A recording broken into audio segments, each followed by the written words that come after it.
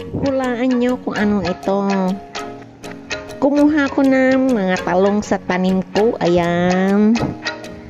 Ay, tanim ko yung sariwa.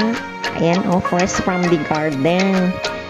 At aking hiniwa-hiwa ng pa-diagonal. Ayan, diagonal yan. Ayan, binabad ko sa tubig para hindi umiting. Tapos, igisa mo sa luya. Ay, bawang at sibuyas. Ayun na, takpan mo sandali para maluto. Ayan. Tapos ay, dinagdagan ko para sumarap. Nilagyan ko yan ng halaan niya. Yung garlic and pepper sauce. And, ang pinakamin na aking isinangkap ay Youngstown na sardinas.